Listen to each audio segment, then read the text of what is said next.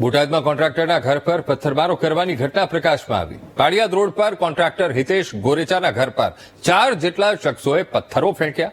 મોડી રાત્રે અચાનક થયેલા હુમલાથી પરિવારના લોકોમાં ભયનો માહોલ ફેલાયો।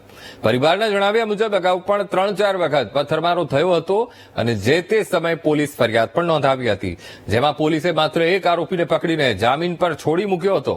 હિતેશ ગોરેચાએ કહ્યું કે હુમલાખોરો ખંડણી માંગી રહ્યા છે। આ લોકો કન્સ્ટ્રક્શન સાઇટ પર આવીને પણ હેરાન કરે છે। જાવેદ કુરેશી, હેમુ મકવાણા સહિત 4 શખ્સો વારંવાર હેરાન કરતા હોવાનો કોન્ટ્રાક્ટરે આરોપ લગાવ્યો છે।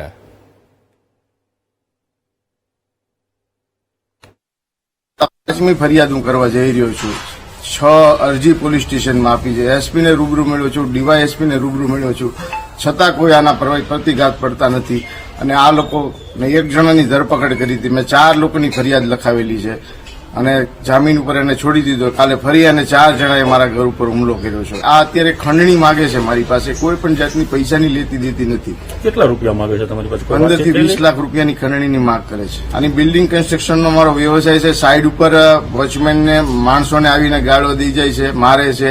પછી મારે જો કોઈ પાર્ટીનું કામ ચાલતું હોય તો એ પાર્ટીને ફોન કરીને કહે છે કે તમે ઈ ત્યાં આવે તમે અમને ફોન કરીને જણાવજો। સાહેબ સવારે રાતે 2 ને 2:15 થી 2:15 ના ગાળામાં થયો છે અને બધા ભર ઊંઘમાં સૂતા હતા। અમે ઓચિંતાનો મળ્યો, ધડાધડીનો અવાજ આવવા માંડ્યો એટલે અમે જાગી ગયા। જોયું તો પથ્થરમારો ચાલુ હતો, કેમેરામાં બધું આવી ગયું છે, રેકોર્ડિંગ થઈ ગયું છે। એ ચિંતામાં જ છે સાહેબ। આ 2 વાર 3 વાર આવી રીતે હુમલો કર્યો છે।